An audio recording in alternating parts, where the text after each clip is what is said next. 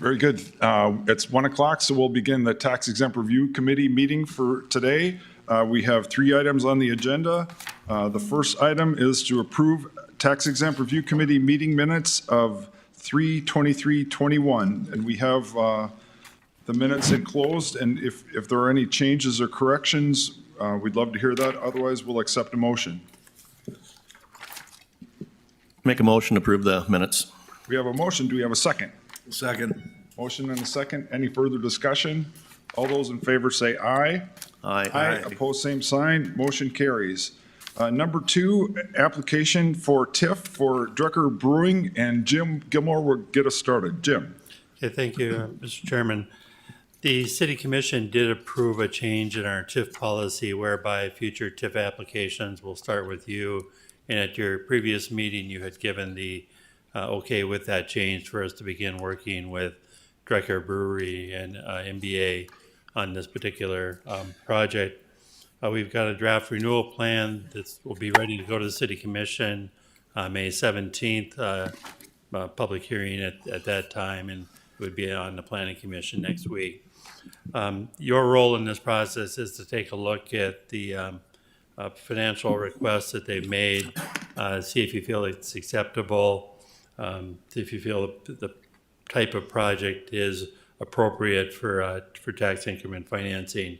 As I've looked at the site, clearly it's blighted. It's got a lot of challenges with redevelopment, with some rubble on the site. And so with your go-ahead at the last meeting, we have sent this to our financial advisor. So I think what we'll first do is have Mark Dornstedt from Drecker kind of go through the presentation of their plan. I think you've probably seen some of this before, but I thought it's important to take a look at it again. And then following that, we have Matt Schnacklenberg available online. He did the financial review, and that financial review did recommend approval, or noted that the project likely would not happen in this manner without the tax increment financing assistance. But Mark, why don't you go through the project first to bring us up, kind of a refresher on that. Sure. Thank you, Chair, Commissioners. Again, my name is Mark Bjornstedt. I'm from Drecker Brewing Company. I'm here on behalf of PS Holdings in this project for the Brew Hollow Market. And we've spoken on this project before, so I'll breeze over the presentation. I'm happy to answer any questions about the project, or if you have have any more questions following the financial review. So this is the Brew Hollow project. You can see in its rendering, it attaches to the west side of the current rail yard development, or what's known as the Drecker Brewing Company building, that 1880 railroad building. Our vision here really is to create an inspirational and activated space for the community to gather, foster local businesses, celebrate with events, and encourage tourism. It is all focused on providing a truly unique Fargo experience. That's really where our passion is inviting people to Fargo and showing them what we think is cool and unique about Fargo. We do that by creating placemaking, unique events. One of the great opportunities here is how we can foster other local businesses that we don't believe have a space in Fargo currently to grow or develop their business. And then just to celebrate and congregate as a community. Altogether, this is a food hall, community market, event space, conference center, experience-focused lodging, or I think oftentimes it's used boutique-style lodging, and then residential living. The building itself is 100,000 square feet. The market is comprised over 2 floors. There's two large event spaces that attach to each floor there. Roughly around 5,000 square feet an event center. On the mezzanine floor of the market, there's multiple small breakout event spaces or community spaces there, as well as multiple exterior outdoor balconies and outdoor courtyard between the buildings. The space is also designed to expand and contract with event activations, so pop-ups, farmers markets, holiday events, things like that are certainly being designed into the space so we can invite more businesses and people to enjoy through those special events. On the development itself, there's a total of 375 parking spaces. There'll be 180 surface spots added with this building and 40 underground parking spots. And it brings together this campus community development out there that comprises Ice House Fitness, inter-office furniture, rail yard, co-working space, and Drecker Brewing Company. It's a $20 million project. We estimate that this will have an impact of 200 jobs throughout the businesses that are affected or are part of this, equaling a little more than 100 FTEs. 17 million in annual economic impact, and a little over $1 million in annual sales tax. And our low estimates or conservative estimates are that it's around $500,000 in annual tourism or customer attendance. So the community benefits for this space are largely the event center. This offers the city a privately run, off of the public books convention center that, in our speaking with the Convention Visitors Bureau, fits a lot of the needs for what's being asked of Fargo without a place for them currently. The other part that's really advantageous about combining a convention center into a space like this is because of the brewery and the other aspects, the food market and the hotel, this becomes an all-in-one self-sufficient draw for a convention. When we're trying to bring a convention to Fargo, we also need to sell them on Fargo. We need to sell them on what that experience is going to be for their event attendees. Excuse me. And in turn, when they look at presenting a project like this, where it's a integrated hotel, food market, brewery, multiple small businesses, and they get this really unique local experience of Fargo, that becomes a convention that they can then sell to their members. It functions as a small business incubator. There's roughly around 20 businesses that will be partnering in the market. Many of these are born out of farmers markets or small makers markets, and this is their first stepping stone into a brick and mortar, and really their only option for something close to a brick and mortar, where we rely on this community incubator and help those businesses grow. It's an infill project into a relatively blighted neighborhood, or an opportunistic neighborhood, revitalizing that area, enabling future growth in that neighborhood, and it creates a tourism magnet in the region. Multiple job creation opportunities, and then future tax generation. Some of the extraordinary project costs that went into this, there was a relatively complicated land acquisition to make what was 2 parcels and kind of a landlocked parcel into a usable space.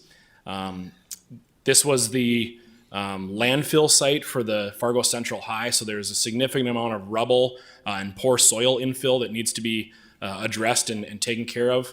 Those soil conditions need to be improved for any sort of building or foundation structure. And then demolition and site work on other sites related to that land acquisition. And then also there's public works improvements for the site and neighboring properties, where we're actually not just bringing in the utilities and public works items that we need on this property, but we're also enabling those for the neighboring businesses that don't have access to those right now. We could provide them that through this project and help the neighborhood continue to grow. I've got a few renderings here, but I'm happy to answer any questions, and I appreciate your time. Thank you for the consideration. Very good. Are there any questions for Mark?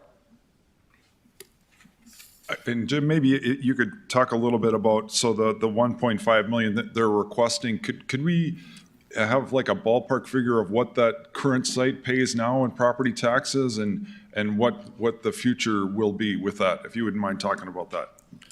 I mean, I think the vacant site portion of this property is valued at, one of the parcels is $309,000, or maybe another $200,000. So, $500,000 and 1.4% of that, you're talking more of a few $1,000s a year in property taxes. When this is completed, we expect this will be at least a $15 million increase in property taxes, or in valuation. Property taxes after the TIF expires in 10 years would be roughly $208,000 a year. So you're going from probably $4,000 to $208,000. Very good. Any other questions? I guess that's the key thing from my perspective, is to look at what's the payback time going to be, and then once that's completed, obviously they continue paying property taxes, so that has a positive impact on everybody else as far as, and I do think the other perspective is that neighborhood needs a little bit of assistance. Obviously, we've had a major fire there in the vicinity, and there's a lot of potential there, but right now, I think this would be definitely a positive impact on the surrounding neighborhood.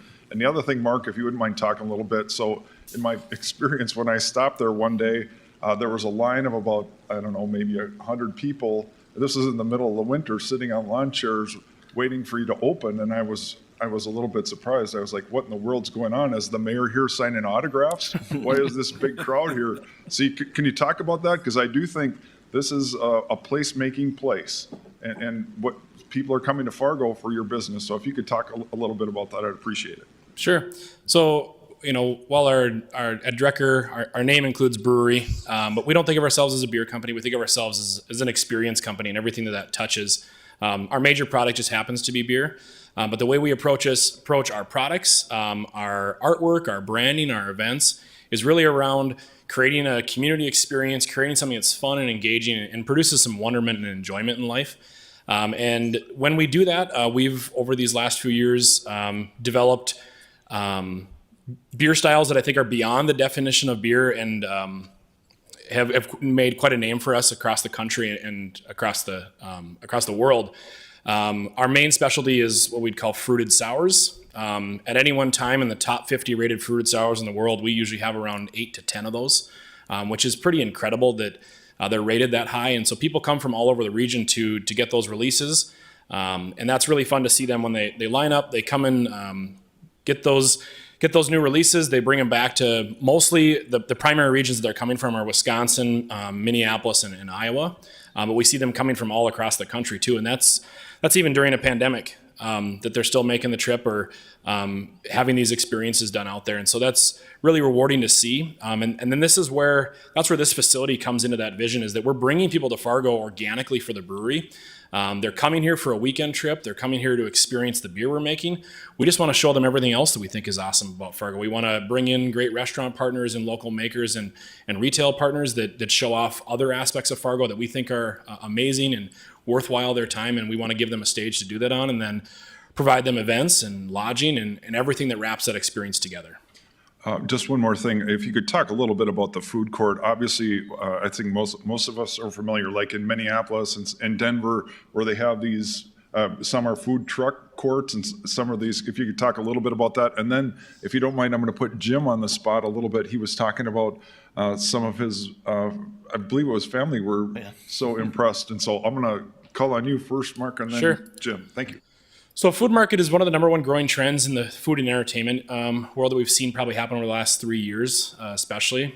Coincidentally, it actually happened to be the most robust and insulated model during the pandemic because of its ability to switch right over to go sales, its large facilities and distancing.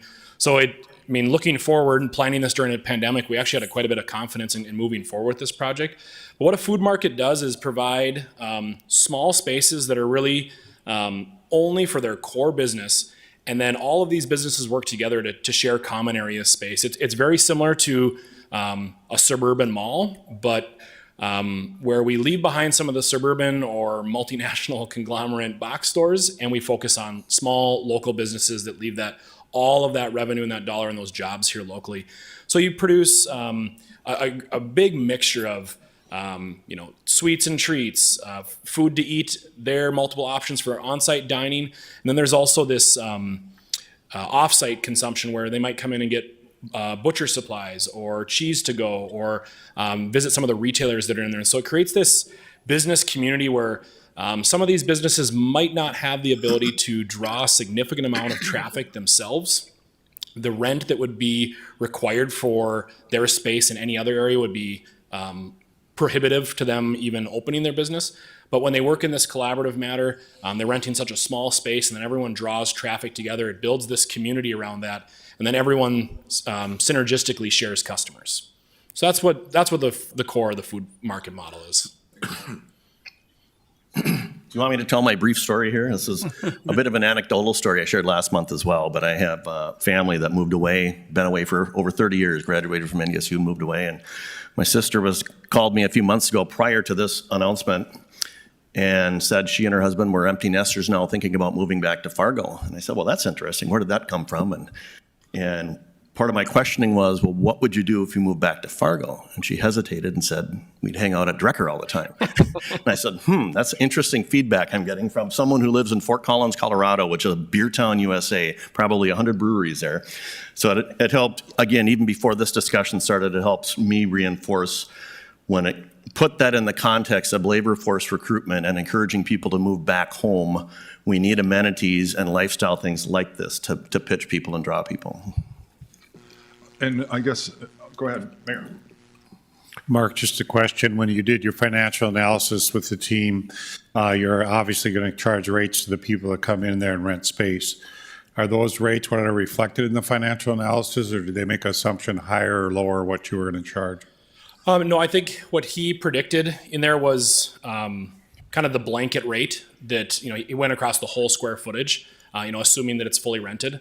And it's a little bit of a complicated process to compare this to a traditional commercial lease situation because you're renting such a small space, but you have such a large common area.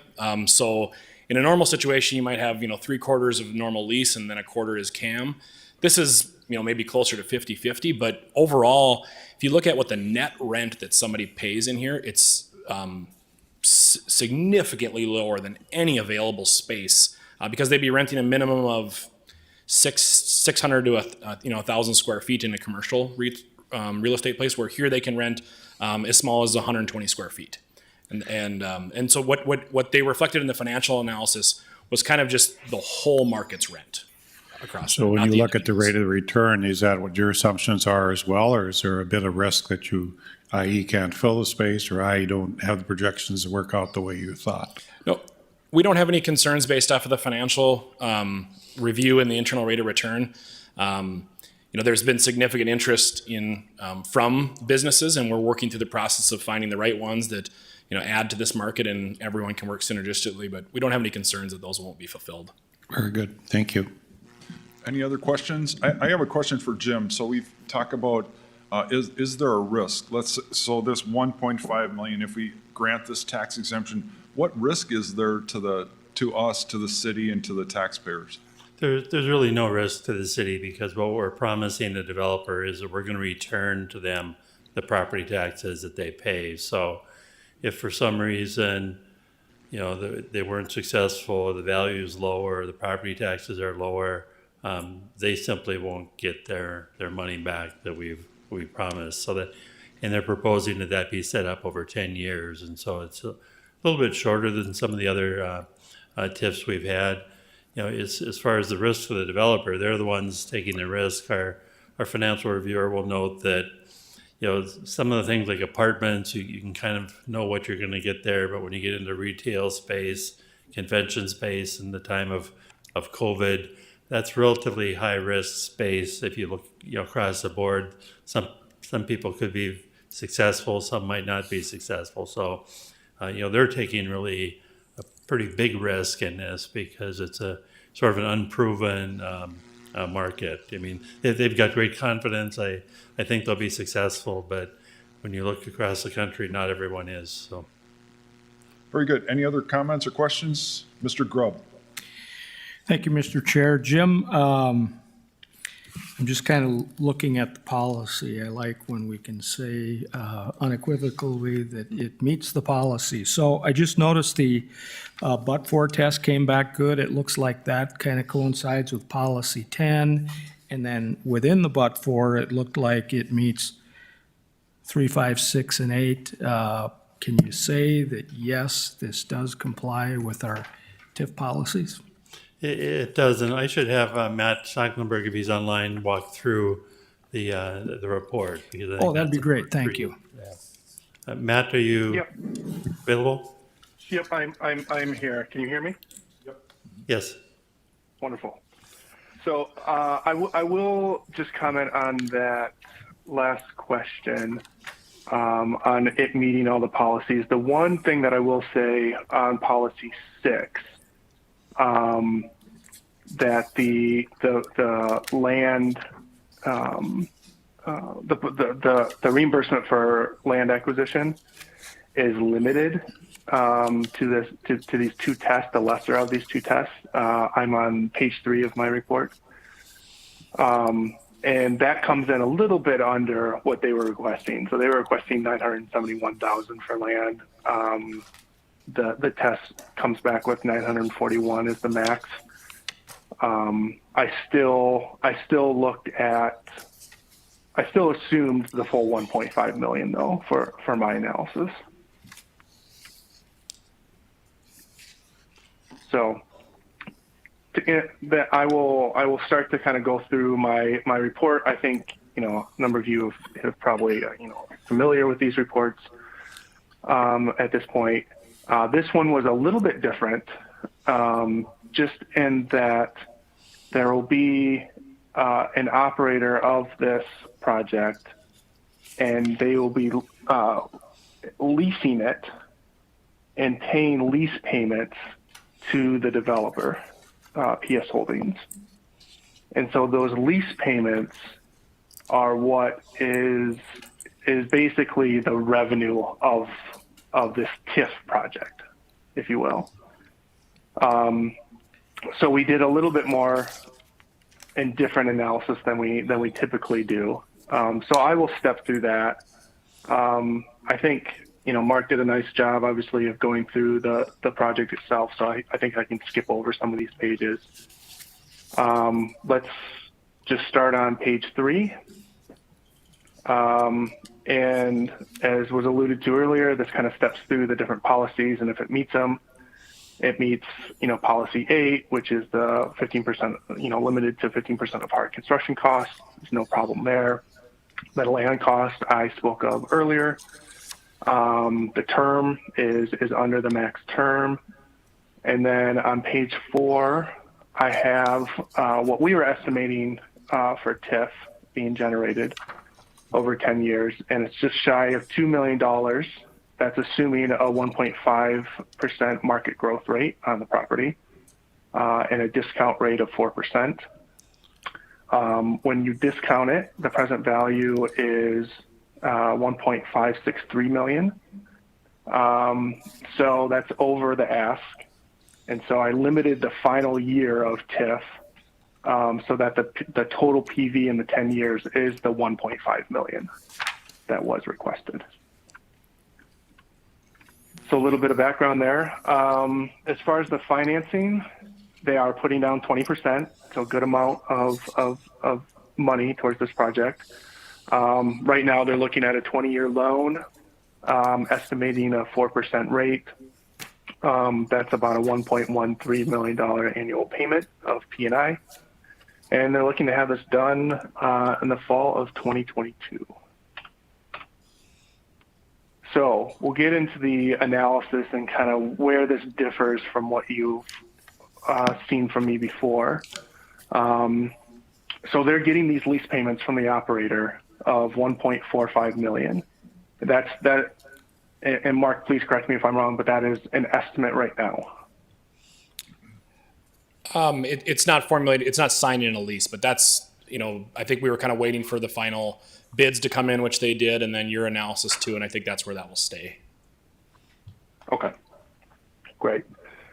So to get to that 1.45 million, they took the estimated valuation of 20 million of the project and applied a 7.25% capitalization rate to get to the 1.45 million. And so what I did was I looked at that cap rate. Does that make sense? And then I also looked at how much is this project going to generate in revenues, given some assumptions that I made that I have laid out here on page 6. With those assumptions, I came up with an amount of revenue a little bit lower than the 1.45. So to me, that says that the 1.45 is reasonable. They aren't they aren't trying to lowball anything to make it seem that the TIF is needed. And I also looked at the cap rate of 7.25, and that is also a reasonable cap rate for this type of project, this mixed use project. So I will get into my internal rate of return and coverage numbers. I'm going to note right now that I found something out after the fact, after I put this report together. Mark stated that the 1.45 million is stable over 10 years and does not grow. There's no acceleration or no escalation in that at all. I was including a 1.45 or 1.5% escalation in that 1.45 million number. So I was getting an internal rate of return a little bit higher than what would actually be. And so those numbers are without TIF, I'm getting an 8.46% on a 10-year IRR. And with TIF, I'm getting a 16.15%. So those are the numbers that I think you should focus on with the adjustment to the revenue. As I state here, reasonable rate of return for a project like this is 15 to 20%. A project like this has a number of variables. You can look at this retail market as, however many spaces they have in there, it's that many individual businesses. And so there's certainly more risk. There's more risk with the hotel and then the event space as well, as we've all kind of seen with COVID. And so this would garner a higher return due to the risk. So the 16.15 is within that range. In fact, it's obviously a little bit on the lower end of that scale, but it is reasonable to assume. The other thing I look at is coverage. So for this project and many projects, it's not uncommon to have a minimum coverage requirement from the bank or whoever is financing the project. In this case, it is a 1.2 minimum coverage requirement. And so these coverage numbers are a little bit different too when I revamp the revenue numbers to just a straight 1.45.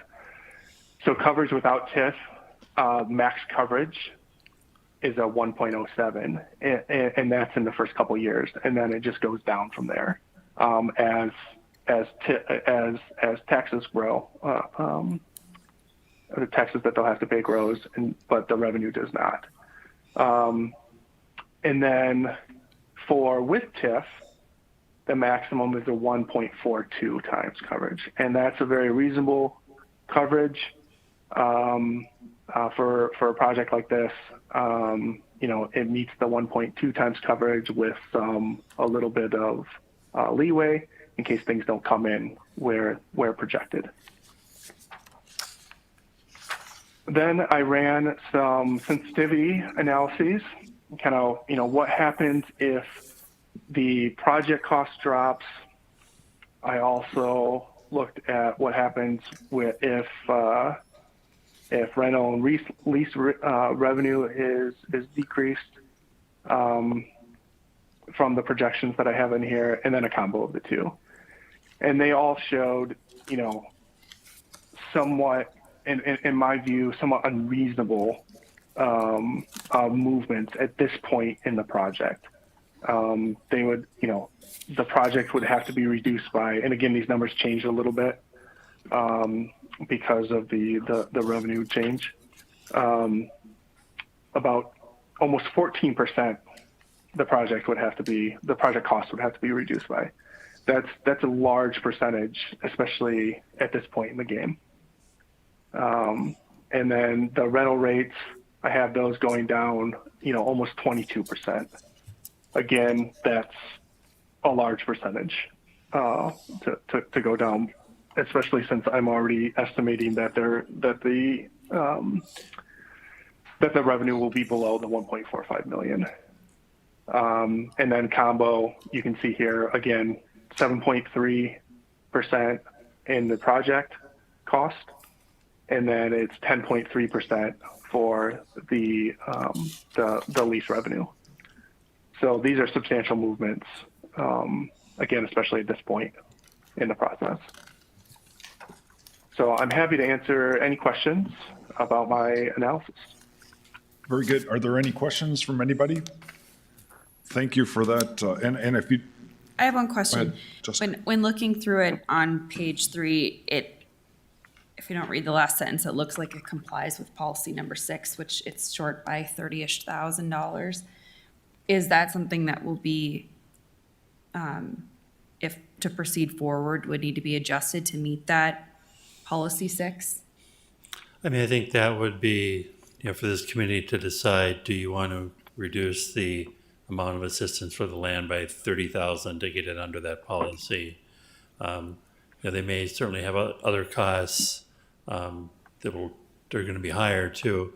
And how this works is once we approve the development agreement, we have these different categories and you actually have to document those costs. So if the demolition costs more, then they could potentially get it more up to a cap. If the demolition costs less, they'll actually get a lower amount of TIF assistance. Also, as this is a maximum for 10 years, for some projects, we've seen them mature in 9 years because property taxes came in higher, the building ended up being worth more, the mill levy changed a little bit. And so I think Matt noted that this probably won't go the full 10 years under his projection, that it would be closer to $500,000 left, which would then just be distributed back to the taxing jurisdictions in that final year. So there is follow-up and documentation of all these costs. This agreement sets the maximum. Okay, so we don't have to make any adjustments here. That's all handled behind the scenes, so that it doesn't look like we approved a policy that didn't actually meet threshold. Yeah. Any other comments or questions? I guess I'd like to just say a couple things.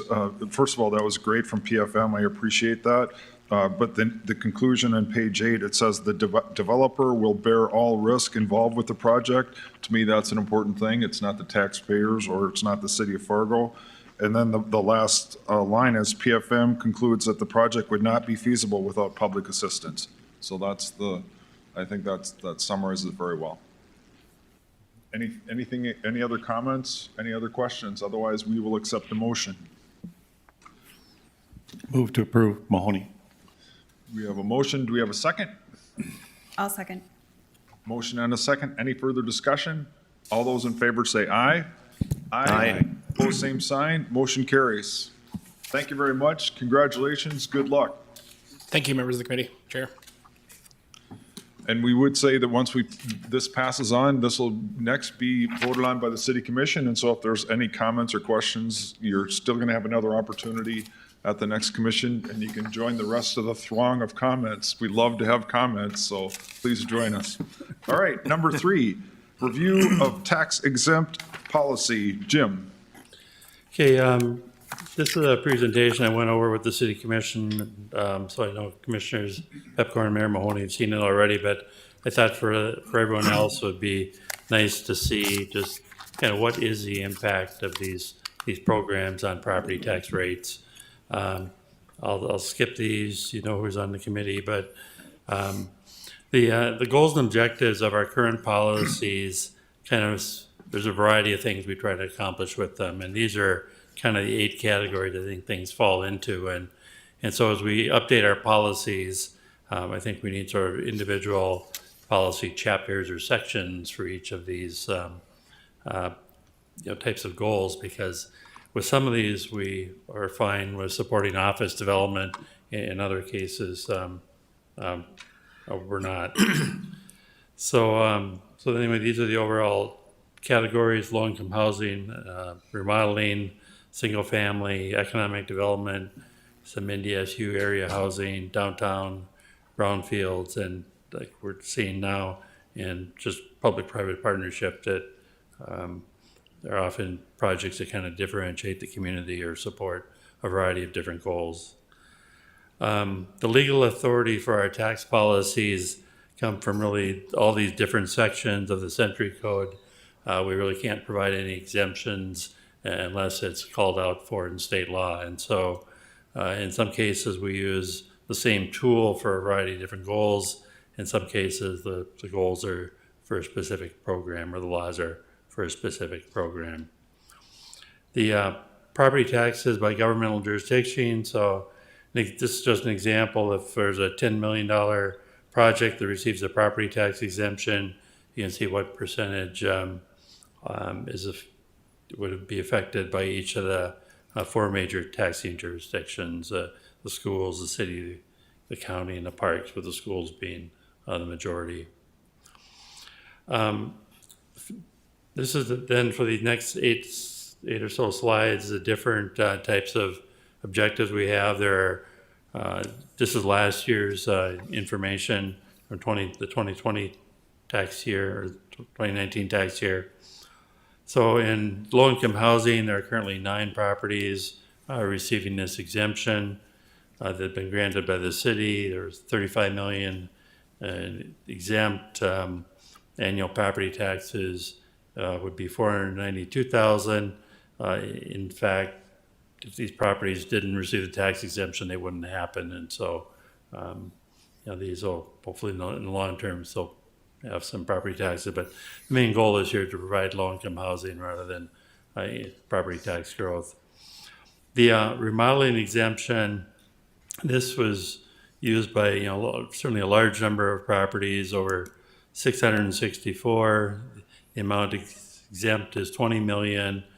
The annual property taxes are 279,000.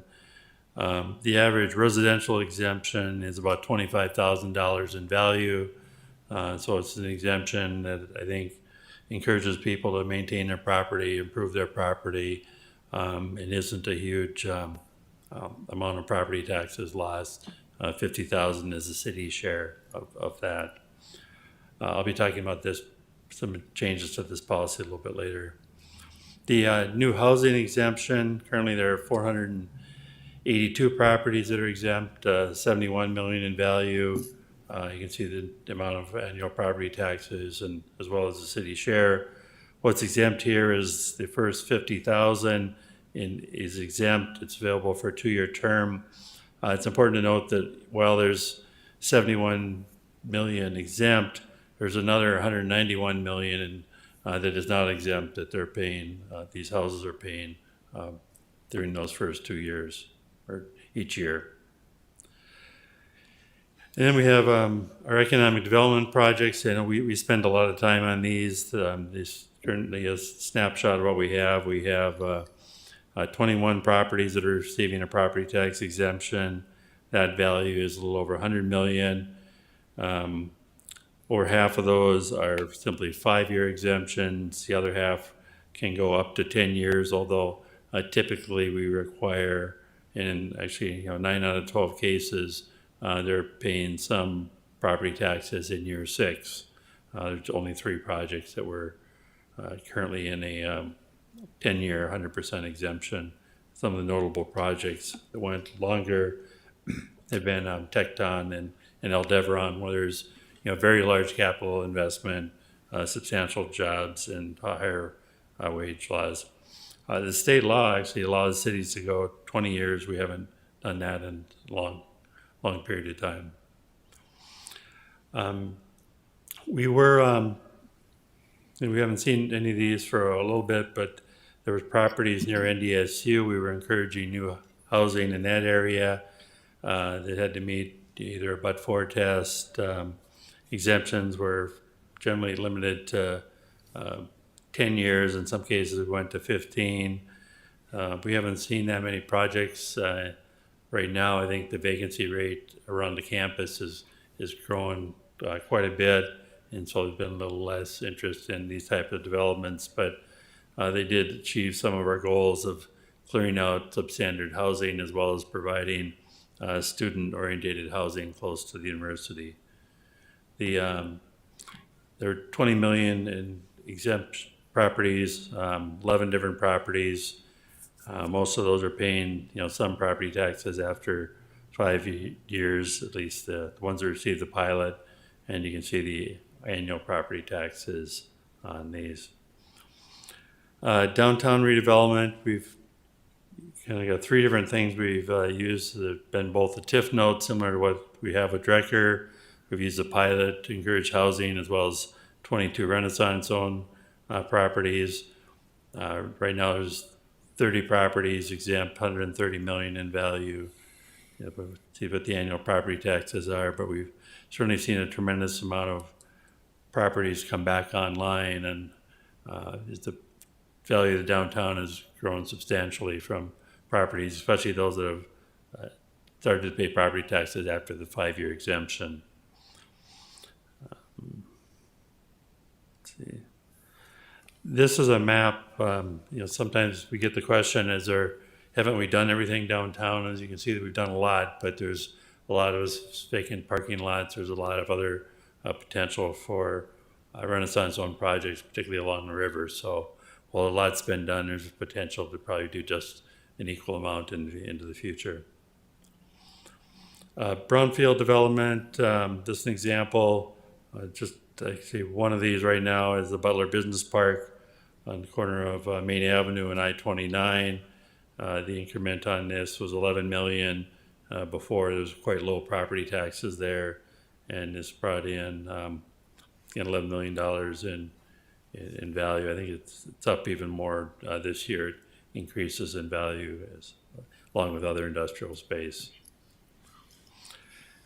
And we have 5 that I kind of characterize as public-private partnerships. 2 of these, the more recent ones, were downtown. Actually, 3 of the recent ones were downtown parking garages, both the Mercantile Garage and Roberts that the city owns, as well as Block 9 that were in partnership with RDO and Kilbourne Group. A couple older ones where we'd use the TIF to bring utilities to the horse park, and the Great Northern Depot encouraged that redevelopment. In all these cases, there's certainly a public facility type benefit in addition to the property tax growth. So in summary, what's exempt in all of these? It's 455 million. That's of it. And this is last year's number. Total citywide taxable value was 14 billion. So you can see that's 96.8% of the property values are not receiving any tax exemption. Some of them did in the past and are off now. When you look at, who benefits from these property tax exemptions, kind of had 4 different categories. Certainly the public-private partnerships, there's some city benefit. The low-income housing, there's renters that benefit. Property owners benefit from both that remodeling and the new housing. And then businesses, probably the largest, a little over half the share of the property tax benefits go to businesses that are expanding, jobs are doing redevelopment. Just some other charts show you that all these different uses. The summary of the estimated property tax benefits, again, 3.3%. I think that might be down a little bit. Not sure where it is this year because we've had Block 9 come on, we had a major TIF end, and so I think it might be a little bit less. This is kind of an interesting list. This is the list of closed tax increment financing districts. So these are ones that were approved in the past, and so all these properties together had a value that started at 9 million.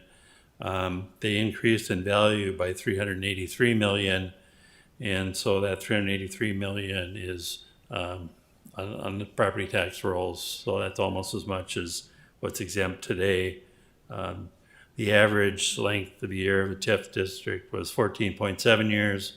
The outlier was that C1 Dakota Bank building where we had a TIF district, completed it, but then extended it. If without that one, I think the average is closer to 12 years. Many of these ended early. We projected them to go 15. It's like we're projecting Drecker to go 10. That might only go 9. So then these are the active TIF districts. Again, base value 13 million. Already these have increased to 91 million. We have several of them that are still, being developed or property not quite on the tax or being taxable yet. So we do get a lot of return for our investment when we partner with businesses on these. So I don't know if there's any questions on that. So what? If we go to the overhead, what I'm suggesting that the new format for the policy be more of a by these different categories.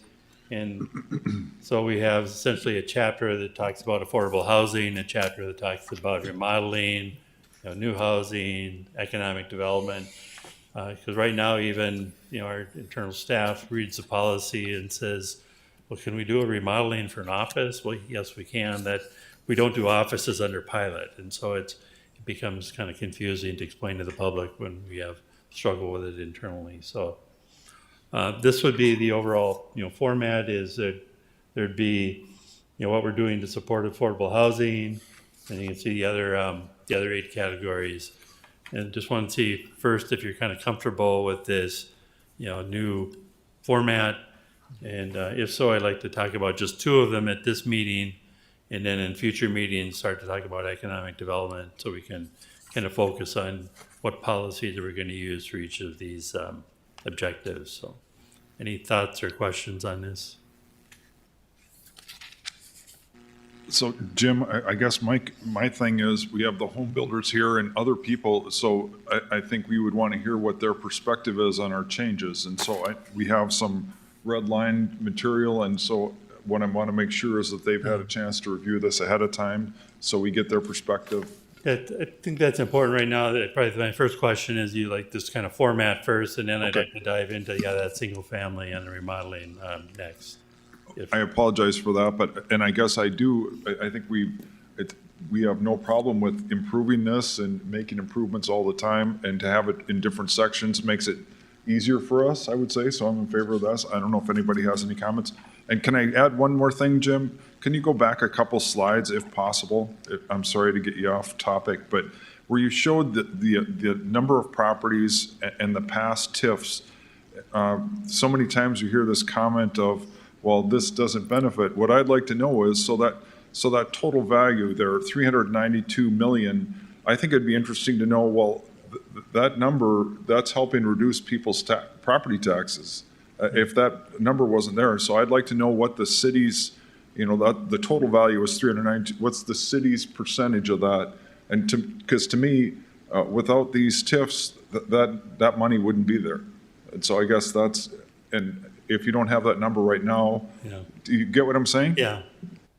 No, I think, just guessing it's probably around 2% that a property tax would have to be 2% higher if we didn't have that, if these districts hadn't closed. But I'll have someone in assessors check my math.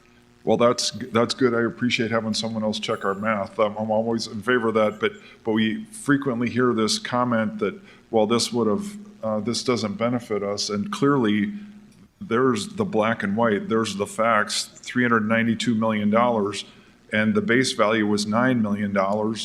There it is. And so we have a little bit of facts on our side, and I'm not very strong at math, but I think we could easily say this is a direct positive impact on property taxes in Fargo because of what we're doing here. So I apologize for being a little bit of a sermon, but sometimes we get the negative side of it, and I think we have the numbers to back it up there. So that's the end of my statement. But and we have our accounting people here doing the number, but I think that's an important number, and I would like us to share that a little bit more because it's a good story to tell. So the other thing is, I think we've done a good job of being frugal and not having these run for a long time. And I think that's very important, and I think we all realize that too, because this is a very important tool that we have, and we don't want to abuse it. So, any other comments or questions? And I apologize, Jim, for derailing your presentation, but I think it's an important thing. I'd make a comment that I think the negative sentiment comes from not having this information in front of them when those discussions happen, because these happen over a long period of time. And the average, citizen doesn't have this information readily available. So it's easy to make assumptions. So thank you for going through it in a way that is consumable, and that if we can share this over a long period of time benefit and explain it, hopefully that the negative will turn positive. It's hard to put all the pieces together if you don't have the information. Mo, the one question I would have for you is looking at this proposed sections, I really like them. Have we reconciled those sections with the city's strategic plan, areas of focus and initiatives, so that if there are additional items that come up in the future, that they can find a section that's appropriate to them to hopefully give that clarity?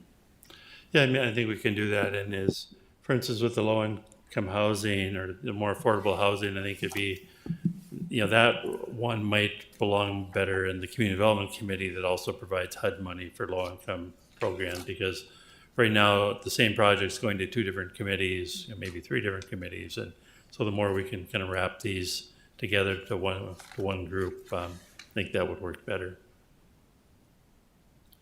So I may circle back on these closed tax increment districts. I think some of these get a lot of publicity when they're approved and no publicity at all. And when they end, for instance, Fayland, ended just this year. And, it started in 2006. I know, Jim, you were with Goldmark then when this one started. And now here 15 years later, we've gone from a value of 100,000 to 62 million. And, that's paying almost $1 million a year in property taxes, when in the past it was a couple $1,000s. So.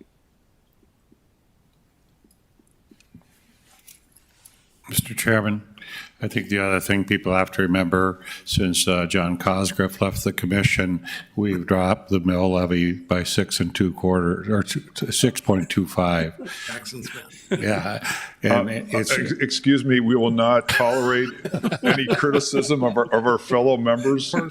So well, I think it was if we have to have the police John's come in here- direction to do more economic development that helped us get to where we're at. So I think that's where he was sitting on the commission at that time. So, but that's another important thing to know, that we have actually dropped the mill over the last 8 years. So for the consumer, that actually means less taxes. That's good. I'm sorry, Jim, we've kind of gone off the rails a little bit, and I'll blame the chairman for that, but there's a lot of good points. And actually, this topic about having a different committee be in charge of the low-income housing or involve, I think we've kind of talked about that at the city commission, and I do think that's something we should definitely consider. So go ahead, Jim, and we'll try not to interrupt you. We'll jump to the remodeling exemption first. So that there's a couple changes that I'm suggesting we implement, and maybe this is sort of an easy exemption to talk about. We haven't argued about or haven't had much disagreement on the city commission on this particular exemption. Right now, for any housing in town, there's either a 3 or a 5 year exemption. And if you're between 25 and 39 years, you get the 3 year. Otherwise, if you're over 40, you can get the 5 year. State law does allow us to give the 5 year to anything 25 years and older residential. And I know it's one of the thoughts from assessors is as a way to encourage even more remodeling, is that we offer that 5 year to all properties over 25 years old. So there's that change. The other change would be with commercial buildings too. We've allowed those in the downtown. We've gone 5 years, but as we look at other projects and additions throughout the city, looking at going to 5 years citywide, because I think of some of these older commercial spaces that could maybe be redone. It would be nice to encourage people to do that. Also to include building additions, outside of the downtown, to do that. I did want to probably one, word of caution, if you will, is is there some capital on a building addition? I was thinking of Drecker, and it's a great project, but if someone had $1 million office building and they're putting a $20 million addition on, is there some limit where we'd want to take a closer look at it? And I'm not sure what that limit would be, but I'd like to get your thoughts on those, several changes that I'm suggesting as a way to encourage more remodeling around town and kind of equalize between age of buildings and equalize between the downtown in other older commercial areas. So any thoughts on that? Real quick, I'll give one, and then if anybody else wants it, but I do like the having the 5-year, just from the standpoint of that's kind of, then it makes it similar to the Renaissance zone and makes it more standardized instead of having it fragmented for different things. I do think though, the addition, that's complicated, and I don't know if anybody has any thoughts on that about a percentage, because don't we usually, like, there's a minimum percentage, you know, to qualify, but I don't know about the maximum, so, yeah, Mayor. Might suggest that anything over 100% of present value of the property would be looked at by this committee. Because if you had a $200,000 house and did a $200,000 addition, or you did a $500,000, all the remodeling that I've seen have never been over the value of the house when they're doing the houses. But commercial, you could see you getting into a lot more if you wanted. Even the Drucker example, 20 million on what you presently have, we might want to look at and may not give the full exemption. And I guess for residential to differentiate, that maybe that's a question for the home builders too. For commercial, that may be one thing, and for residential, another thing. So I guess, anybody else have any questions about that? Maybe, I don't know, Bryce, do you want to comment on remodeling at all, or? No, we're Okay. super to what we're doing. Jim, would you have a comment? You're in that space. No, I really don't have any comments. Just as a high-level comment, I do support a lot of the changes Mr. Gilmore was talking about, because I've been on this committee a long time, and I think a long time ago there was incentives where one could argue the incentives were slated a little bit more towards encouraging new home construction and more suburban tile sprawl development, and I think we've got a pretty good balance now where we're supporting both new growth as well as redevelopment of central and inner city downtown stuff as well. So, but it's good to be continued tweaking these. My perspective too is I really like the whole, a lot of older houses, if you give them incentives to make them more efficient, that's one of the main, obviously adding on is a great thing, but a lot of them, furnaces, insulation, the technology has changed so much. And I think we maybe need to do a little better job, not just as a city, but also to encourage that, because there's a lot of older houses that if you spend some money on them, they would be much more efficient. So I guess. Any other comments? Jim, go ahead. Do you want to make a motion then to go to the city commission with these changes, but limit additions to no more than 100% of the existing value of the building? I guess I agree with the mayor that not It limited. would be looked at by the committee. Yeah, but if it's above 100%, then it comes to the tax exempt. I think that's a good thing. So I don't know if anybody is willing to make that motion. Question, Mr. Chair? Yes, Bruce. Jim, was that your plan then, 8 new sections and the new policy? Yes. And kind of take them in 4 or 5 parts from here to the city commission and get to an entirely new policy through the divide and conquer method? Yes. Okay. And I guess if we approve this, that maybe the home builders could just look at it and give us their perspective on it, whether that's something they would support and what, if there's any changes or anything like that they'd recommend, we'd appreciate that. And anybody else too. Mr. Chairman, Jim, I just have here in your new policy, you said any addition over 5 million. So the change I have made is reasonable. You, on page 39, you said commercial building additions that add value more 5 million will be revealed by the Tax Exempt Review Committee. Are we going to substitute that any additions that are over 100% of value will become to our committee? Yes. Okay. I would move that motion then to go to the 5 years and to change this last sentence to reflect the 100% value. We have a motion. Do we have a second? I'll second. Motion and a second. Any further discussion? All those in favor say aye. Aye. Opposed, same sign. Motion carries. Can I just add one more thing? Jim, could you tell us a little bit of the story of the cement and the foundations in Fargo? I've never heard of that in my life, and so I think it's Maybe, kind I don't know if the home builders would confirm this by talking to a building official last week who said that it seemed like no one could pour basements last week because Amazon was taking all the concrete. So I've never heard of that in my life. That's very impressive. Obviously, it's a great addition to our city. That's a good problem to have, right? Even though it might slow down Jessica's building of her house, but that's, but the other thing is we have 500 jobs there this fall. we have 7,500 jobs coming next spring for the construction of the diversion. And so I think we're going to have a little bit of a shortage of apartments. That's my opinion, but that's a discussion for another day. Mr. Mayor. Mr. Chairman, I know Jim's taking it piecemeal, but do we want to have it completely packaged when it goes to the commission? Because I think some of the commissioners get a little confused if we take a bite at a time versus bringing the completely revised policy.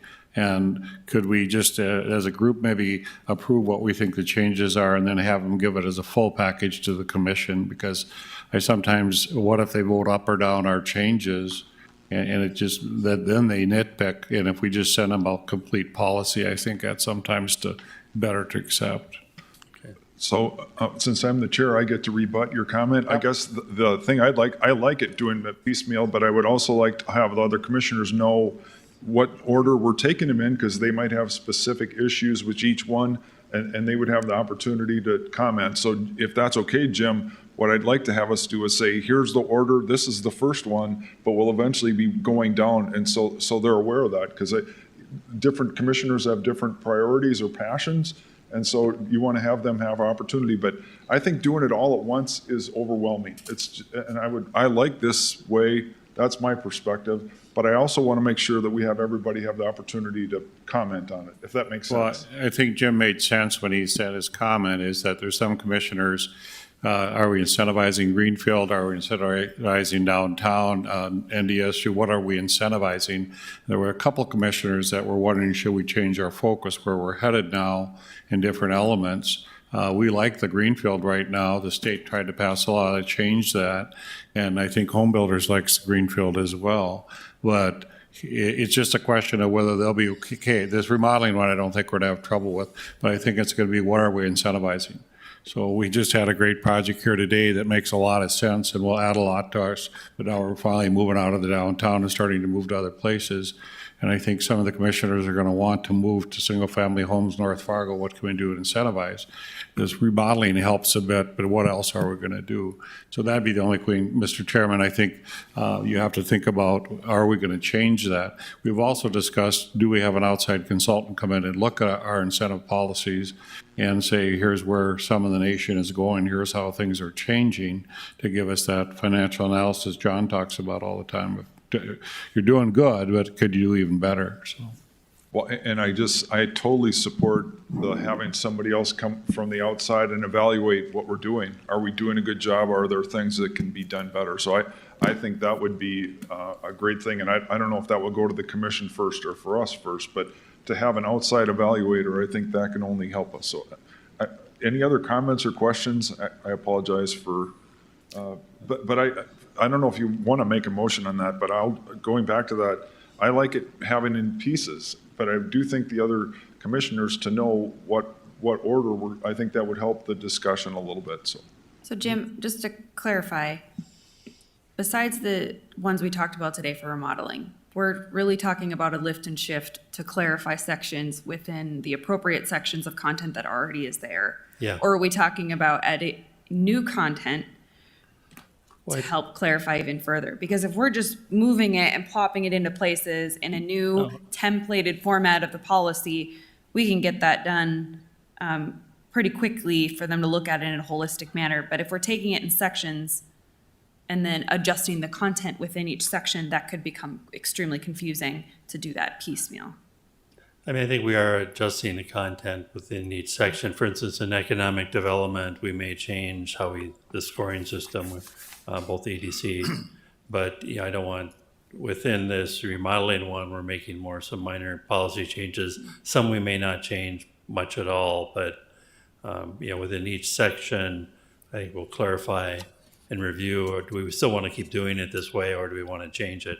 So some may stay the same, some may be different. So would the approach work to come with the new template, the approach, and then replace it, approve the template, and then go through with the suggested changes to that template, whether they're kept or not? Because then you can still at least roll through the changes, and it's clear for the end consumer to figure out what they want to do or what the builder wants to do. I mean, I think it would be good to have a new template and then start to insert the sections, and we'd still have the old policy, which passed out to apply to the sections where we have not yet updated them. Very good. Any other comments or questions? This one, the other item was the new single-family homes. I'm not suggesting any change to that at this time, but that's certainly another kind of goal that's more aimed at encouraging home ownership. And we're doing what's allowed by state law, and I don't know if there's any need for any change to that. If there is, I guess we can get comments from you or the home builders, so. Very good. It's 2:05. Thank everybody for coming. That was great discussion. Have a good afternoon. We are adjourned.